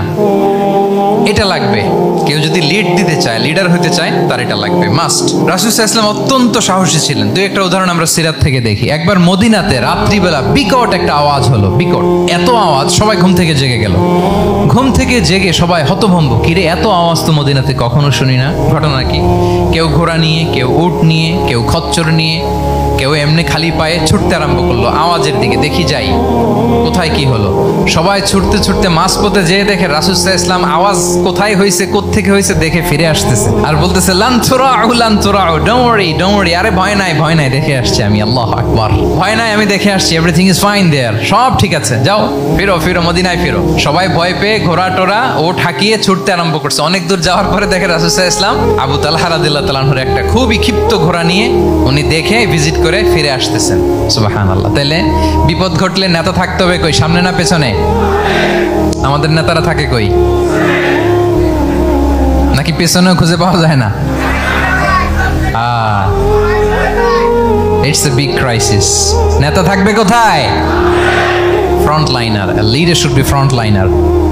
উনি তো লিড দিবে, নেতৃত্ব দিবে। এখন ওনারা যদি খুঁজে পাওয়া না যায় তাহলে থাকবে কিছু না। এই যে শিখতে হবে আমাদের, যেমনটা রাসূল সাল্লাল্লাহু আলাইহি ওয়াসাল্লাম করলেন। বিকট আওয়াজ, উনি আগে চলে গেছে, কাউকে না বলে দেখে টেকে চলে আসতেছে। আল্লাহু আকবার। হুনাইনের যুদ্ধে এক পর্যায়ে মুসলমানরা পর্যদুস্ত হয়ে যাচ্ছিল, আপনারা অনেকে জানেন। To make the long story short, পুরো ঘটনাটা আমি আনবো না। সাহাবারা দিক বিদিক ছুটতে আরম্ভ করলো, পাহাড়ের উপর থেকে এমন প্রবল বেগে তীর ছোড়া হচ্ছিল, সাহাবারা টিকতে পারছিলেন না, কেউ এদিকে কেউ ওদিকে। রাসূল সাল্লাল্লাহু আলাইহি ওয়াসাল্লাম এই তীর তলোয়ারকে উপেক্ষা করে সামনে যেয়ে দাঁড়ালেন ঢালের মতো, আর বললেন, আনা নবিয়্যু লা কাযিব আনা ইবনু আব্দুল মুত্তালিব। এই সাহাবারা, আনা নবিয়্যু লা কাযিব, আমি সত্য নবী, আমার দিকে ফেরো। I am the grandson of Abdul Muttalib, আমি দাঁড়িয়ে আছি, ফেরো। রাসূল সাল্লাল্লাহু আলাইহি ওয়াসাল্লামের যখন এই সাহসী স্টেটমেন্ট তারা পেলেন, আবার আল্লাহু আকবার ধ্বনি নিয়ে সাহাবারা সামনের দিকে এগিয়ে গেছেন। এই যে আগালেন, আর পিছু ফিরলেন না, হুনাইন জয় করেই ছাড়লেন। আল্লাহু আকবার। তাহলে ইতিহাসের পরতে পরতে, সিরাতের পরতে পরতে আমরা দেখবো যে রাসূল সাল্লাল্লাহু আলাইহি ওয়াসাল্লাম হি ওয়াজ এ হাইলি কারেজাস, অনেক সাহসী একজন ব্যক্তিত্ব ছিলেন, অত্যন্ত সাহসী পুরুষ ছিলেন। তাহলে নেতা হইতে হইলে তার কি লাগবে? সাহসিকতা লাগবে, তার তো লিড দিতে হবে ফ্রন্ট লাইন থেকে। এবং কাপুরুষতা, ভীরুতা, এটা থেকে রাসূল সাল্লাল্লাহু আলাইহি ওয়াসাল্লাম পানা চেয়েছেন। আল্লাহুম্মা ইন্নী আউযু বিকা মিনাল হাম্মি ওয়াল হাযান ওয়া আউযু বিকা মিনাল আজজি ওয়াল কাসাল ওয়া আউযু বিকা মিনাল জুবনি ওয়াল বুখল। জুবন মানে কি? ভীরুতা, কাপুরুষতা। হে আল্লাহ, আমি ভীরুতা থেকে, কাপুরুষতা থেকে পানাহ চাই। আমরা যেন কাপুরুষ না হই, আমরা যেন ভীরু না হই, আমরা যেন সত্যের বীর সেনানী হয়ে আবু সাঈদের মতো এরকম দুই হাত প্রসারিত করে দাঁড়াতে পারি, ঠিক কিনা? এই যে কারেজাস আবু সাঈদ, হ্যাঁ, he is the icon of courage of Bangladesh. কি বলেন? এই যে বুক টান টান করে যে হাত দুইটা প্রসারিত করে দাঁড়ালো, আল্লাহু আকবার। গোটা বিশ্ব এখন তাকে আইকনিক ফিগার হিসেবে মেনে নিস। কি বলেন? গোটা বিশ্ব তাকে চিনছে, তার জন্য দোয়া করছে। তাহলে courage it's an essential leadership trade, এটা লাগবে প্রিয় ভাইয়েরা। আল্লাহ তাআলা এই কারেজ, এই সৎ সাহস দিয়ে আমাদেরকে ধন্য করুক। 7 নম্বরে হচ্ছে কনফ্লিক্ট রিজলভিং এবিলিটি, বিরোধ নিষ্পত্তি করার মতো যোগ্যতা থাকতে হবে নেতার। অর্থাৎ নেতা হইতে হবে এমন যে বিরোধকে নিষ্পত্তি করে দিতে পারে, মিটমাট করে দিতে পারে, ঝগড়া লাগলে মিটায়ে দিতে পারে। এটা গুরুত্বপূর্ণ কোয়ালিটি না নেতার জন্য? কি বলেন? রাসূল সাল্লাল্লাহু আলাইহি ওয়াসাল্লামের কিন্তু এটা ছিল, বিরোধ নিষ্পত্তি করা। রাসূল সাল্লাল্লাহু আলাইহি ওয়াসাল্লাম মক্কা থেকে মদিনায় যে 1 ঘন্টায় বছরের পর বছর চলে আসা যুদ্ধ, they use to fight each other, Aus and Khazraj, 1 ঘন্টায় যুদ্ধ থামাই দিয়েছেন। আল্লাহু আকবার। He was a very good mediator and arbitrator. রাসূল সাল্লাল্লাহু আলাইহি ওয়াসাল্লাম অত্যন্ত ভালো মধ্যস্থতাকারী ছিলেন, ভালো মধ্যস্থতাকারী তিনি ছিলেন। তিনি থামিয়ে দিতে পারতেন, বিরোধকে থামাতে পারতেন। আপনারা জানেন যে মক্কায় একবার সম্ভবত অগ্নিকাণ্ডের কারণে কাবা ঘর জ্বলে গিয়েছিল, ধ্বংস হয়েছিল, কিছু অংশ নষ্ট হয়ে গিয়েছিল। কাবাকে রিনোভেট করা হয়েছিল, ফলে কাবার একটা কর্নারে যে ব্ল্যাক স্টোন কর্নার, রুকনুল হাজারিল আসওয়াদ, হাজরে আসওয়াদ পাথরকে সরিয়ে রাখা হয়েছিল। এখন কাবা যখন পুনর্নির্মাণ শেষ, ওই হাজরে আসওয়াদ পাথরকে আবার তার জায়গায় রাখা হবে। কিন্তু কে রাখবে? সবাই রাখতে চায়, সব দলের নেতারা বলে আমরা রাখবো। এক দলের নেতা বলে যে আমি রাখবো, এটা অনেক very prestigious and dignified issue, এই প্রেস্টিজ আমরা কাউকে নিতে দিব না। আরেক দলের নেতা বলে না, আমাদের পাওয়ার বেশি, আমরা রাখবো। আরেক দলের নেতা বলে যে না, এটা আমাদেরই। আরেকজন বলে রক্তের গঙ্গা বইয়ে দিব মক্কায়, কিন্তু এই সম্মান হাতছাড়া হতে দেব না। এখন জাতীয় 4 নেতা গেছে 4 দিকে, সমাধান তো নাই। পাথর কয়টা? পাথর তো মাত্র একটা। ইন দ্য মিন টাইম রাসূল সাল্লাল্লাহু আলাইহি ওয়াসাল্লাম আসলেন। রাসূল সাল্লাল্লাহু আলাইহি ওয়াসাল্লামকে দেখেই সবাই হ্যাপি, সবাই বলে যা আমিনুন রাদিনা বি, এই তো আলামিন আসছে, ওই ফয়সালা করবে। আল্লাহ রাসূল সাল্লাল্লাহু আলাইহি ওয়াসাল্লাম বললেন কি হয়েছে? এই ঘটনা। জাতীয় 4 নেতা বলে এই পাথর নিয়ে তারা নিজেরা রাখবে, কাউকে দিবেন। রাসূল সাল্লাল্লাহু আলাইহি ওয়াসাল্লাম বললেন ঠিক আছে, একটা চাদর নিয়ে আসো। চাদর নিয়ে আসা হলো। এবার জাতীয় 4 নেতা চাদরের 4 কর্নার ধরে দাঁড়ালো। রাসূল সাল্লাল্লাহু আলাইহি ওয়াসাল্লাম নিজ হাতে হাজরে আসওয়াদ তুলে চাদরের মাঝখানে রাখলেন। এবার 4 নেতাকে বললেন আসো তোমরা আমার সাথে। তারা আগাতে লাগলো। কাবা ঘরের সামনে যখন আসলো, রাসূল সাল্লাল্লাহু আলাইহি ওয়াসাল্লাম নিজ হাতে, ওনার বরকতময় হাতে আবার হাজরে আসওয়াদ ধরে ঠিক জায়গায় মতো রেখে দিলেন। এতক্ষণ কিন্তু 4 নেতা কি বলছে? কাউরে ধরতে দিব না, কাউকে। কিন্তু এখন চাদরের কোনা ধরেই happy. This is called conflict resolving ability. একজন নেতার এরকম কনফ্লিক্ট, সমাজে যখন এই ধরনের বিরোধ তৈরি হয়, ঝামেলা তৈরি হয়, মারামারির মতো পরিস্থিতি তৈরি হয়, সংঘাতের মতো একটা সিচুয়েশন হয়, নেতা এটাকে রিজলভ করার ক্যাপাসিটি, এবিলিটি তার থাকতে হবে। আল্লাহ রাসূল সাল্লাল্লাহু আলাইহি ওয়াসাল্লামকে আল্লাহ তাআলা এটা দিয়েছিলেন। আল্লাহু আকবার। শুধু বড় বড় জিনিস না, ছোট ছোট জিনিসও করতে হয়। লেটস সে নিজ দলের নেতা কর্মীদের মধ্যে মারামারি, নিজ দেশের ভেতরে মারামারি, দেশের সাথে প্রতিবেশী দেশের বিরোধ, রিজিওনাল সুপার পাওয়ার হলে আশেপাশের অনেকগুলো দেশের মধ্যে বিরোধ, আপনাকে নেতা হয়ে এগুলো মিটমাট করে দিতে হবে। সুপার পাওয়ার যদি হয়ে যান, গোটা বিশ্বের যেখানে ঝামেলা লাগে, দেখেন না বড় বড় মোরলরা কি করে, ওই কাতারে বসে বসে ওই আফগানিস্তান, তারপর ওই ইসরায়েল, কাতার মিলাই দিচ্ছে, দেখেন না এগুলো নিউজে আপনারা? This is called conflict resolving ability. কনফ্লিক্টকে রিজলভ করতে জানতে হয়। রাসূল সাল্লাল্লাহু আলাইহি ওয়াসাল্লাম এরকম রাষ্ট্রীয় পর্যায়ে, বড় বড় সামাজিক পর্যায়ে, এমনকি ফ্যামিলি অ্যাফেয়ার্সের মধ্যে যত বিরোধ লাগতো রাসূল সাল্লাল্লাহু আলাইহি ওয়াসাল্লাম মিলাই দিতেন। আল্লাহু আকবার। ফ্যামিলি কাউন্সিলিং, এজন্য প্রত্যেক ইমাম খতিবদের এই কাউন্সিলিং এর উপর ট্রেনিং নেওয়া দরকার। আমাদের পরিবারগুলো ভেঙে যাচ্ছে, পরিবারগুলো কি হচ্ছে? ভেঙে যাচ্ছে। আমি পশ্চিমা দেশে আমাদের অনেক স্কলারদের দেখেছি যারা ইমাম এবং খতিব, তাদের আলাদা করে উইকলি 7 ঘন্টা 8 ঘন্টা 10 ঘন্টা এরকম রাখতে হয় ফ্যামিলি কাউন্সিলিং এর জন্য। যাদের মধ্যে বিরোধ, হাজব্যান্ড ওয়াইফের ঝামেলা চলতেছে, উনি কাউন্সিলিং করে। এটা খুব জরুরি। আল্লাহ রাসূল সাল্লাল্লাহু আলাইহি ওয়াসাল্লাম এটা করতেন, সাহাবাদের মধ্যে করতেন, ইভেন নিজের স্ত্রীদের মধ্যেও করতেন। সহিহ বুখারীতে এসেছে ওনার স্ত্রীদের মধ্যে 2টা গ্রুপ ছিল। পজিটিভলি নেন, 2টা গ্রুপ, আবার এটা ওই গ্রুপ মনে করেন না। অর্থাৎ মানবিক কারণে সামান্য যে জেলাসি থাকে এক স্ত্রীর সাথে আরেক স্ত্রীর, এটা তো খুব স্বাভাবিক। ওই ওনাদের মধ্যে একসাথে তো অ্যাট এ টাইমে খুব সম্ভবত 9 জন স্ত্রী বেঁচে ছিলেন। হাফসা রাদিয়াল্লাহু তাআলা আনহাকে কেন্দ্র করে একটা গ্রুপ, আয়েশা রাদিয়াল্লাহু তাআলা আনহাকে কেন্দ্র করে একটা গ্রুপ। তাদের মধ্যে অনেক কথাবার্তা, কিছু মানবিক কারণে যেগুলো হয়, এটা কিন্তু ছিল। রাসূল সাল্লাল্লাহু আলাইহি ওয়াসাল্লাম প্রায় ওনাদেরকে নিয়ে বসে এগুলো রিজলভ করে দিতেন। ওনার নিজের কন্যা ফাতেমা রাদিয়াল্লাহু তাআলা আনহার সাথে আলী রাদিয়াল্লাহু তাআলা আনহার যদি মনোমালিন্যের ঘটনা ঘটতো, এগুলো উনি রিজলভ করে দিতেন। এবং খুব কাছাকাছি ছিল কিন্তু ঘর। যারা মদিনায় মাআরিদুস সিরান নাবাবিয়া ওগুলোতে গিয়েছেন, দেখবেন যে রাসূল সাল্লাল্লাহু আলাইহি ওয়াসাল্লামের ঘরের পাশেই অন্যান্য স্ত্রীদের ঘরগুলো একটার পর একটা, পাশেই ফাতেমা রাদিয়াল্লাহু তাআলা আনহার ঘর। একবার তিনি দুপুরবেলা ফাতেমা রাদিয়াল্লাহু তাআলা আনহার ঘরে গেলেন, যে দেখেন যে ঘরে আলী রাদিয়াল্লাহু তাআলা আনহু নেই। তো জিজ্ঞেস করলেন যে আইনা ইবনু আম্মি, কোথায় আলী কোথায়? তো বললেন যে কানা বাইনি ওয়া বাইনাহু শাই, আমাদের মধ্যে একটু ঝগড়াঝাটি হয়েছে, মনোমালিন্য হয়েছে। ফাগাদাবানি, উনি একটু রেগে গেছেন আমার উপর। ফাখারাজা ফালাম ইয়াকিল ইনদি, প্রত্যেকদিন খাওয়ার পরে তো এখানেই কাইলুলা করে, আজকের ঘরে কাইলুলা করে নাই, কই যেন চলে গেছে। তো কোথায় গেল? রাসূল সাল্লাল্লাহু আলাইহি ওয়াসাল্লাম লোক পাঠালো, খুঁজে দেখো আলী কোথায়।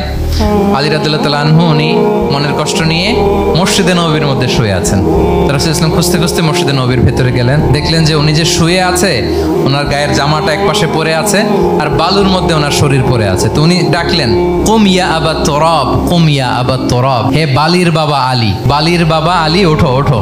মজা করে বললেন যে ইয়া আবা তুরাব, যেহেতু বালি লেগে আছে গায়ে, বালির বাবা আলী ওঠো। ওখান থেকে ধরে এনে ফাতেমা রাদিয়াল্লাহু তাআলা আনহার কাছে নিয়ে দুইজনকে পাশে বসি, এই যে আবার মিটমাট। এটা ছিল রাসূল সাল্লাল্লাহু আলাইহি ওয়াসাল্লামের ডেইলি বেসিসে একটা অ্যাক্টিভিটি। কনফ্লিক্ট তিনি রিজলভ করে দিতেন।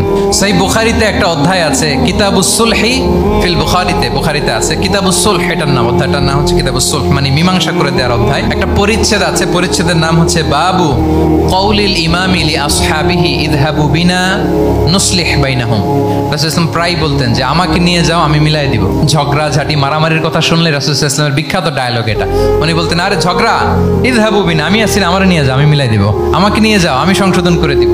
আল্লাহু আকবার। তাহলে কনফ্লিক্ট রিজলভিং এবিলিটি, এটা একজন নেতার থাকা চাই। 8 নম্বরে হচ্ছে visionary. A leader should be futuristic, সময়ের আগে চলতে পারা, এটা নেতার কাজ। He should see beyond the boundary, out of the box. তাকে আউট অফ দ্য বক্স চিন্তা করতে হবে। কর্মীরা যদ্দূর দেখে এয়ারপোর্ট থেকে নেতা দেখা শুরু করবে, তখন সেই হয়ে উঠবে নেতা। এটাকে বলে ভিশনারি। এই ট্রেডটা একটা লিডারশিপ ট্রেড, খুব গুরুত্বপূর্ণ লিডারশিপ ট্রেড, মানে ফারসাইটেডনেস থাকা, দূরদর্শিতা থাকা, ফিউচারিস্টিক অ্যাটিটিউডের হওয়া, সময়ের আগে চলতে পারা, মানে আগ থেকে আন্দাজ করতে পারা। রাসূল সাল্লাল্লাহু আলাইহি ওয়াসাল্লামের মধ্যে এটা ছিল। কেমন ছিল? ওনার দুই একটা উক্তি আমি কয়েকটা হাদিস শেয়ার করি। তিনি বলতেন, ইন্নাল্লাহা যাওয়ালি আল আরদা ফারাআইতু মাশআরিকাহা ওয়া মাগারিবাহা ওয়া ইন্না মুলকা উম্মতি সায়াবলুগু মুলকুহা মা যুবিয়া লি মিনহা। আল্লাহ তাআলা এই পৃথিবীটাকে ফোল্ড করে ছোট রেপ্লিকা বানিয়ে আমার সামনে তুলে ধরেছেন। ফারাআইতু মাশারিকাহা ওয়া মাগারিবাহা, আমি পৃথিবীর প্রাচ্য পাশ্চাত্য সবটুকুন দেখেছি, আর আমি যদ্দূর দেখেছি ঠিক তদ্দূর জায়গায় আল্লাহ তাআলা লা ইলাহার বাণী পৌঁছে দিবে। পৃথিবীতে এমন কোনো জায়গা আছে যেখানে লা ইলাহার ধ্বনি উচ্চারিত হয় না? এমন কোনো জায়গা নেই। তার মানে ফিউচারিস্টিক, সে 1400 বছর আগের কথা, যে পৃথিবীর আনাচে কানাচে কোথাও বাকি থাকবে না, সব জায়গায় ইসলাম পৌঁছে যাবে। অন্য জায়গায় বললেন, লা ইয়াবলাগান্না হাযাল আমরু মা বালাগাল লাইলু ওয়ান নাহার, ওয়ালা ইয়াতরুকুল্লাহু বাইতা মাদার ওয়ালা ওয়াবার ইল্লা আদখালাহুল্লাহু হাযা দ্বীন।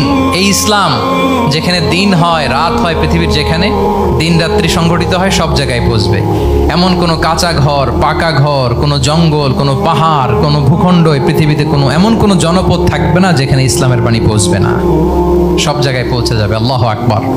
তাহলে এটা হচ্ছে ফিউচারিস্টিক অ্যাটিটিউডের ব্যক্তিত্ব হওয়ার কারণে তিনি এমনটি বলেছেন। আগাম বুঝে ফেলতেন। আপনারা হুদাইবিয়ার সন্ধির কথা জানেন না? হুদাইবিয়ার ট্রিটির কথা শুনেছেন না? 1400 সাহাবা গিয়েছিলেন ওমরা করতে, ওরা ওমরা করতে দিবে না, সন্ধি করো। তো কি সন্ধি? বলে যে রসুলুল্লাহ লেখা যাবে না, মুহাম্মদ রসুলুল্লাহ, নো রসুলুল্লাহ, রসুলুল্লাহ কাটো। সাহাবিরা বলে আমরা কাটতে পারবো না। রাসূল ইসলাম বললেন না না, কেটে ফেলো, কাটা হলো।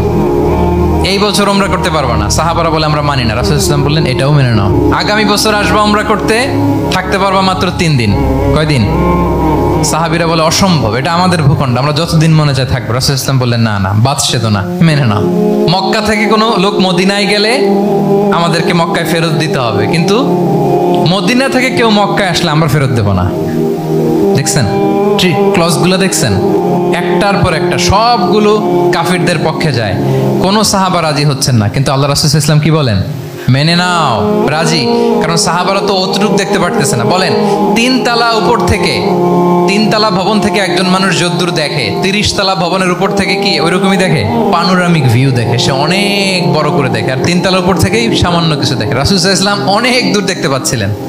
তিনি চিন্তা করলেন কিছু বছর যদি আমাদের মধ্যে দাঙ্গা হাঙ্গামা যুদ্ধ বন্ধ থাকে, আমরা গ্লোবালি ইসলামকে ছড়াই দিতে পারবো। শান্তভাবে মদিনাতে একটা স্ট্রং ইসলামিক কমিউনিটি আমরা তৈরি করতে পারবো। আল্লাহু আকবার। এবং তিনি দেখতে পাচ্ছিলেন ইন্না ফাতাহনা লাকা ফাতহাম মুবিনা। এই হুদাইবিয়ার এই চুক্তি, যেটা আদতে অ্যাপারেন্টলি মনে হচ্ছে সব আমাদের বিপক্ষে যায়, আসলে এইটাই আমাদেরকে ভূমি ধস জয় এনে দিবে। আল্লাহু আকবার। এবং সেটাই হয়েছে। 9 নাম্বার হচ্ছে রেজিলিয়েন্স। এটা একটা চমৎকার লিডারশিপ ট্রেট। রেজিলিয়েন্স মানে সংকট কাটিয়ে ঘুরে দাঁড়াবার সামর্থ্য, মানে যাকে কেউ থামাতে পারে না। আনস্টপেবল, আনস্টপেবল, কোনো কিছু তাকে থামাতে পারে না। লেগে থাকার মানসিকতা, টিকে থাকার মানসিকতা, সহজে হার না মানা, আবার ঘুরে দাঁড়ানো, এটার বলে রেজিলিয়েন্স। এই ক্যাপাসিটি, এই কোয়ালিটি রাসূল সাল্লাল্লাহু আলাইহি ওয়াসাল্লামের মধ্যে ছিল। হি ওয়াজ আনস্টপেবল, হ্যাভিং আনবিলিভেবল সাবর। কোনো কিছু রাসূল সাল্লাল্লাহু আলাইহি ওয়াসাল্লামকে থামাতে পারে নাই। পেরেছে? বলেন পেরেছে কেউ থামাতে? ছোটবেলা থেকে স্ট্রাগল করে, একটার পর একটা স্ট্রাগল ফেস করে বড় হয়েছেন। জন্মের আগেই তো ওনার পিতাকে আল্লাহ তাআলা উঠিয়ে নিলেন। তার মানে বাবাকে নিজ চোখে এই দুনিয়াতে আমাদের প্রিয় নবীজি দেখে যান নাই। আল্লাহ রাসূল সাল্লাল্লাহু আলাইহি ওয়াসাল্লাম ওনার বাবাকে, পিতাকে দেখছেন? দেখেন নাই। ওনাদের আমেনা এবং আব্দুল্লাহ, ওনাদের সংসার ছিল মাত্র সপ্তাহখানেক, 1 সপ্তাহ সংসার। এই সপ্তাহখানেকের সংসারেই আল্লাহ তাআলা রাসূল সাল্লাল্লাহু আলাইহি ওয়াসাল্লামকে ওনার মায়ের পেটে পাঠিয়েছেন। আব্দুল্লাহ চলে গেলেন ব্যবসায়, ফিরে আসার পথে ওখানেই মারা গেলেন, ইয়াসরিবে। তার মানে জন্মের আগেই বাবাকে হারালেন, ইয়াতিম হয়ে দুনিয়াতে আসলেন। এরপরে মাকে হারালেন, এরপরে দাদাকে হারালেন, এরপরে চাচাকে হারালেন। Physically, mentally torture, emotionally traumatise করার যত ধরন আছে কাফিররা করেছে, কোনো কিছু রাসূল সাল্লাল্লাহু আলাইহি ওয়াসাল্লামকে থামাতে পেরেছে? ওনার লাইফ থ্রেট ছিল। হিজরতের রাতে তো আল্লাহ তাআলা বললেন আজই যেতে হবে, না হলে হত্যার ষড়যন্ত্র হচ্ছে, ব্ল্যাক ম্যাজিক করা হয়েছে। রাসূল সাল্লাল্লাহু আলাইহি ওয়াসাল্লাম খাসির মাংস, খাসির যে বাজুর মাংস, এটা পছন্দ করতেন। খাইবারে এক ইহুদি নারী এই খাসির মাংসের মধ্যে বিষ মিশিয়ে পয়জন দিয়ে রাসূল সাল্লাল্লাহু আলাইহি ওয়াসাল্লামকে খাইয়েছিল হত্যার জন্য, একটার পর একটা। বলেন রাসূল সাল্লাল্লাহু আলাইহি ওয়াসাল্লামের মিশন থেকে এক চুল পরিমাণ ওনাকে পেছনে নেওয়া গিয়েছে? He was unstoppable. This is called resilience. একজন নেতার মধ্যে এই রেজিলিয়েন্ট মানসিকতা থাকতে হবে যে আমাকে কেউ থামাইতে পারবে না, আমরা আমাদের মঞ্জিলে মকসদে যাবই, এই মেন্টালিটি হইতে হবে। এটা হচ্ছে একটা লিডারশিপ ট্রেট, রেজিলিয়েন্ট। 10 নম্বরে হচ্ছে স্ট্র্যাটেজিক লিডারশিপ। নেতার কৌশলী হতে হয়। তার যেই লক্ষ্য, মিশন, ভিশন, এটা সে সুকৌশলে আদায় করে নেবে। শুধু স্ট্র্যাটেজি নিয়ে, রাসূল সাল্লাল্লাহু আলাইহি ওয়াসাল্লামের স্ট্র্যাটেজি নিয়ে সুদীর্ঘ আলোচনা হতে পারে। আমি 2-1টা স্ট্র্যাটেজির কথা বলি, 2-1টা ওয়ার স্ট্র্যাটেজি। যুদ্ধের ময়দানে উনি কি স্ট্র্যাটেজি অবলম্বন করতেন দেখেন।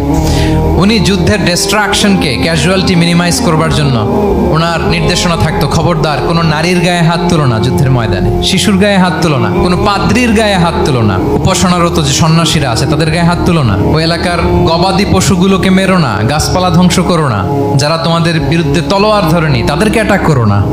আল্লাহু আকবার, হোয়াট এ স্ট্র্যাটেজি। এবং যুদ্ধ চলাকালীন সময়ে সব সৈনিককে উনি এক জায়গায় মোতায়েন করতেন না, 5 ভাগে ভাগ করে নিতেন। ডান পাশে মাইমানা, বাম পাশে মাইসারা, সামনে হচ্ছে মুকাদ্দিমাতুল জাইশ, মাঝখানে কালব, পেছনে খালফ, এইভাবে 5টা ব্যাটালিয়নে ভাগ করে তারপরে তিনি যুদ্ধ পরিচালনা করতেন।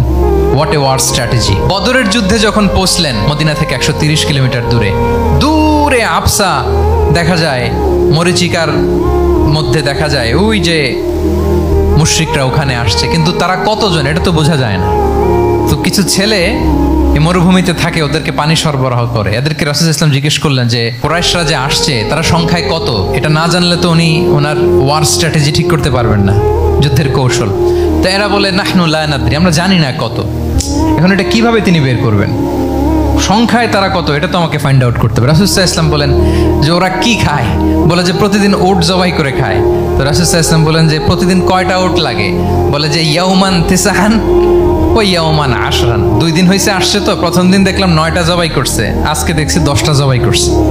রাসূল ইসলাম বললেন ইদান আল কওমু মা বাইনা আত-তিসআমিয়া ওয়াল আলফ, তাহলে ওরা 900 থেকে 1000-এর মধ্যে। সুবহানাল্লাহ। এবার বলেন বদরের যুদ্ধে কুরাইশদের সংখ্যা ছিল কত? আল্লাহু আকবার। What a war strategy. নমুনা দেখে বুঝে ফেলছেন কতজন তারা। এইভাবে রাসূল সাল্লাল্লাহু আলাইহি ওয়াসাল্লাম ওনার স্ট্র্যাটেজি নির্ধারণ করতেন। লোকেশন শেয়ার করতেন না। সুবহানাল্লাহ। কোথায় যাবেন বলতেন না, চলো চলো বলে ছুটতেছেন। কোথায় যাবেন উনি জানেন। অ্যাটাক করবেন এইদিকে ডান দিকে, অ্যাটাক করবেন কোন দিকে, কিন্তু মদিনা থেকে বের হতেন বাম দিক দিয়ে। অ্যাটাক করবেন উত্তরে, মদিনা থেকে বের হতেন কোন দিক দিয়ে, দক্ষিণ দিক দিয়ে।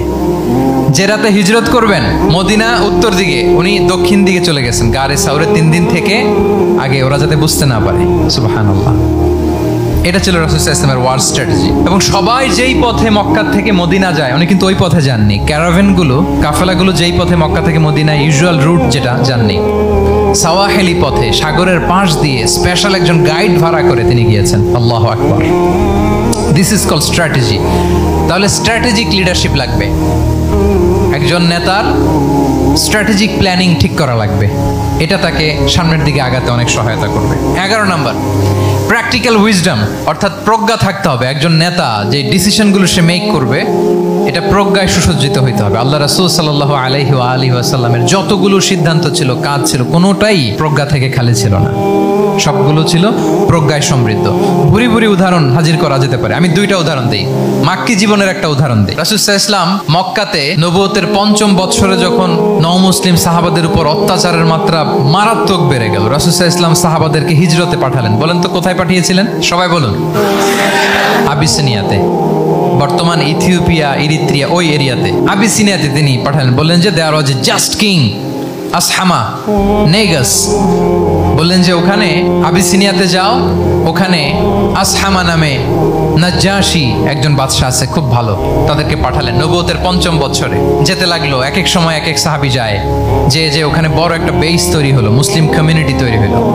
এরপর 13 বছর পরে মাক্কি 13 বছর, মাক্কি জিন্দেগির 13 বছর শেষ করে নবুয়তে রাসূল ইসলাম কোথায় চলে গেলেন, মদিনায়। মদিনায় যে রাসূল ইসলাম একটা ইসলামী স্টেট তিনি প্রতিষ্ঠা করলেন। প্রথম হিজরি যায়, দ্বিতীয় হিজরি যায়, একটার পর একটা যুদ্ধ যায়, মুসলিম কমিউনিটি বাড়ে, কমপ্লিট ইসলামিক স্টেট হয়ে যায়। কিন্তু ওই আবিসিনিয়া থেকে ওই গ্রুপ আর ফিরে না। নবুয়তের 5ম বৎসরে যে গ্রুপকে রাসূল ইসলাম জাফর ইবনে আবু তালেবের নেতৃত্বে আবিসিনিয়ায় পাঠিয়েছিলেন, তারা মদিনায় কোন হিজরিতে আসছে জানেন? এইটা যদি কেউ উত্তর দিতে পারে তাহলে বুঝবো he is very genius in সিরাত। 9ম, 7ম, মাশাআল্লাহ। কয়জন বলছে? এটা জানতেন কে কে? হাত তোলেন। মাশাআল্লাহ, অনেক জিনিয়াস আছে তো এখানে। হ্যাঁ, লটস অফ জিনিয়াস। মাশাআল্লাহ, মাশাআল্লাহ, তাবারাকাল্লাহ। জি, 7ম হিজরিতে এসেছিলেন জাফর ইবনে আবি তালেবের নেতৃত্বে। এখানে হিকমা, রাসূল সাল্লাল্লাহু আলাইহি ওয়াসাল্লামের উইজডমের ব্যাপারটা হচ্ছে রাসূল সাল্লাল্লাহু আলাইহি ওয়াসাল্লাম আছেন মদিনাতে, একের পর এক কোরআনের আয়াত নাজিল হচ্ছে, আহকামগুলো সাহাবারা প্র্যাকটিস করতেছে, মসজিদে নববী হলো, ইসলামিক স্টেট হলো, বদরের যুদ্ধ হলো, উহুদ হলো, খন্দক হয়ে গেল, সব হয়ে যায়, কিন্তু ওনারা ফিরেন না কেন? ওনারা ফিরলেন সেই 7ম হিজরিতে খায়বার বিজয়ের পরে। এবং যেদিন জাফর ইবনে আবি তালেব আবিসিনিয়া থেকে সবাইকে নিয়ে ফিরলেন। রাসূল ইসলাম এত খুশি হলেন, উনি বললেন বিআইহিমা আনা লা আদরি বিআইহিমা আনা আফরাহ বিফাতহি খাইবার আও বিকুদুমি জাফর। আজকে কোনটাতে আমি বেশি হ্যাপি আমি জানি না, আমার ভাই জাফরকে পেয়ে নাকি খাইবার বিজয়ের কারণ। আমি কনফিউশনে পড়ে গেছি যে এইটাতে বেশি খুশি হইলাম নাকি ওইটাতে।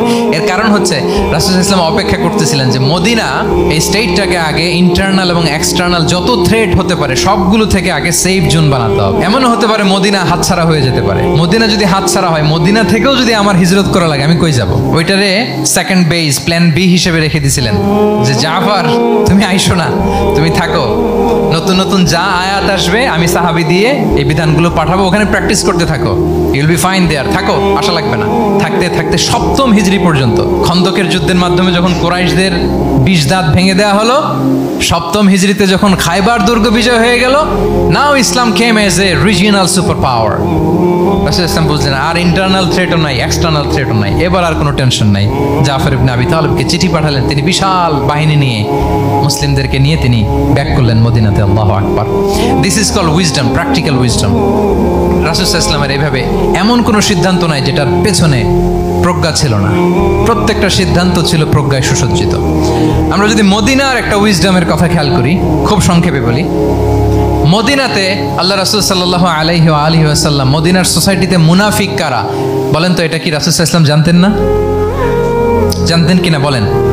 এই জানাটা কি ধারণা বেজ, মানে মনে হয় ও মুনাফিক এরকম, নাকি গাইডেড বাই ওয়াহি, গাইডেড বাই রেভেলেশন? স্বয়ং আল্লাহ তাআলা জানিয়ে দিয়েছেন। এরপরও কোনোদিন রাসূল সাল্লাল্লাহু আলাইহি ওয়াসাল্লাম মানুষের সামনে কাউকে মুনাফিক বলে পরিচয় করিয়ে দেন নাই। মদিনার সোসাইটিতে কেউ জানতো না, বুঝতে পারতো আচরণ মুনাফিকের মতো, কিন্তু রাসূল ইসলাম কখনো বলেন নাই যে ও মুনাফিক। কখনো বলছেন? বলেন নাই। চিন্তা করছেন? আমরা তো কথায় কথায় ফেসবুকে মন মতো না হইলে কি লিখি? বেসড অন অ্যাজাম্পশন, আমার মন মতো হয় নাই, ও মুনাফিক। কিন্তু ওহী দ্বারা সুনিশ্চিত হয়েও রাসূল ইসলাম কাউকে মুনাফিক বলে অ্যাড্রেস করেন নাই। আল্লাহু আকবার। কেন করেন নাই? মুসলিম সাহাবারা চটে যাবে, মুনাফিকদেরকে হত্যা করবে, তখন মুশরিকরা, কোরাইশরা, ইহুদিরা কি বলবে? যে মুহাম্মদের অনুসারীরা একে অন্যকে হত্যা করে। কারণ মুনাফিকরা তো অন্য সাহাবীদের মতো তারাও মসজিদে নববীতে এসে রাসূল সাল্লাল্লাহু আলাইহি ওয়াসাল্লামের পেছনে নামাজ পড়তো। অ্যাপারেন্টলি দেখতে তো তারাও মুমিন, দেখতে তারাও কি মুমিন। কখনো রাসূল সাল্লাল্লাহু আলাইহি ওয়াসাল্লাম বলেন না। তবে হুযায়ফা ইবনুল ইয়ামান রাদিয়াল্লাহু তাআলা আনহু নামে একজন সাহাবী, উনি মদিনার গোয়েন্দা বিভাগের প্রধান ছিলেন রাসূল সাল্লাল্লাহু আলাইহি ওয়াসাল্লামের। ওনাকে বলে গিয়েছিলেন কারা কারা মুনাফিক, নামের লিস্টটা এজ এ রেফারেন্স শুধু ওনাকে বলেছিলেন, আর কাউকে বলেন নাই। এজন্য ওমরে ফারুক রাদিয়াল্লাহু তাআলা আনহু যখন মদিনার খলিফা, তখন তিনি কেউ মারা গেলে ওনাকে যখন জানাজার ইমামতির জন্য বলা হতো, উনি দেখতেন যে ওই জানাজায় হুযায়ফা গিয়েছে কিনা। যদি হুযায়ফা ইবনুল ইয়ামান ওখানে যেতেন, উনি ওই নামাজের ইমামতি করতেন। আর যদি দেখতেন ওইখানে হুযায়ফা নাই, ওইখানে ওমরও নাই রাদিয়াল্লাহু তাআলা আনহু, আল্লাহু আকবার, তিনি কৌশলে পাশ কাটিয়ে বলতেন অন্য কেউ এই নামাজের ইমামতি করে দাও, আমি যাব না। আল্লাহু আকবার। তাহলে রাসূল সাল্লাল্লাহু আলাইহি ওয়াসাল্লামের উইজডম দেখেন, তিনি কমিউনিটির মধ্যে ইউনিটি ধরে রাখার জন্য কখনো মুনাফিকদের নাম বাই নেম তাদেরকে চিনতেন, কখনো ডিসক্লোজ করেন নাই। আল্লাহু আকবার। This is called wisdom. 12 number হচ্ছে, লাস্ট পয়েন্ট হচ্ছে succession management. A good leader produces a good leader, a true leader produces a true leader. একজন ভালো নেতা সে ভালো নেতা তৈরি করে, কি বলেন? একজন যোগ্য নেতা আরো যোগ্য উত্তরসূরি তৈরি করে, ঠিক কিনা বলেন? আমি শুধু নেতা, নেতৃত্বের সব গুণ আমার মধ্যে খালি হাবুডুবু খায়, আমি কাউরে নেতা বানাতে পারলাম না, তো আমি চলে যাওয়ার পরে আমার দল চালাবে কে? আমার দেশ চালাবে কে? এই উম্মাকে নেতৃত্ব দিবে কে? রাসূল সাল্লাল্লাহু আলাইহি ওয়াসাল্লাম নিজে যেমনি অনুসরণীয় নেতা ছিলেন, অনুকরণীয় নেতৃত্ব দিয়েছেন, তিনি এরকম নেতৃত্ব তৈরিও করে গিয়েছেন, ঠিক কিনা বলেন?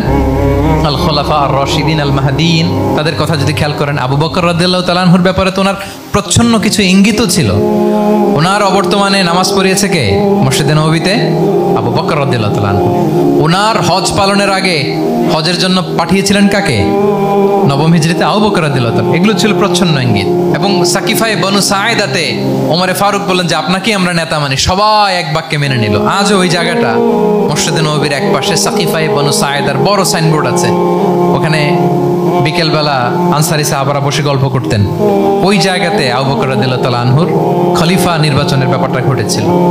উনি ওসিয়ত করে গিয়েছিলেন ওমরে ফারুক রাদিয়াল্লাহু তাআলা আনহু খলিফা হবেন। ওমরে ফারুককে যখন অ্যাসাসিনেশন করা হলো, উনি একটা প্যানেল করে দিয়ে গেলেন। সেখান থেকে ওসমান রাদিয়াল্লাহু তাআলা আনহু হলেন। ওসমান রাদিয়াল্লাহু তাআলা আনহুর হত্যা পরবর্তী উদ্ভূত পরিস্থিতিতে আলী রাদিয়াল্লাহু তাআলা আনহু হলেন। একজনের চেয়ে আরেকজন শ্রেষ্ঠ, একজনের চেয়ে আরেকজনের মানাকে অসাধারণ অসাধারণ। এই যে নেতৃত্ব রাসূল সাল্লাল্লাহু আলাইহি ওয়াসাল্লাম এটা জীবদ্দশায় তৈরি করেছেন। যার যেখানে ক্যাপাসিটি দেখেছেন তাকে ওই দিকে উদ্বুদ্ধ করেছেন। যার মধ্যে যুদ্ধের ব্যাপারে জ্ঞান দেখেছেন তাকে যুদ্ধের সেনাপতি বানিয়েছেন। Khalid bin Walid, chief of the Muslim military, মুসলিম বাহিনীর সেনাপ্রধান ছিলেন কে? খালিদ বিন ওয়ালিদ। ওনারা দিয়ে কখনো কবিতা লিখতে পাঠাইছেন রাসূল সাল্লাল্লাহু আলাইহি ওয়াসাল্লাম, কিন্তু হাসান বিন সাবিতকে দিয়ে কি করছেন? শুধু কি কবিতা লেখানো, ওনার মিম্বরের পাশে মসজিদে নববীতে আরেকটা মিম্বর বানাই দিয়েছেন, স্টেজ, যে তুমি এখানে দাঁড়িয়ে এমন জ্বালাময়ী কবিতা লিখবে যেন গুজবাম হয় মুসলমানদের, জেহাদের ময়দানের জন্য ঝাঁপিয়ে পড়ে। তাহলে খালিদ বিন ওয়ালিদকে দিয়ে এক কাজ করিয়েছেন, হাসান বিন সাবিতকে দিয়ে আরেক কাজ করিয়েছেন।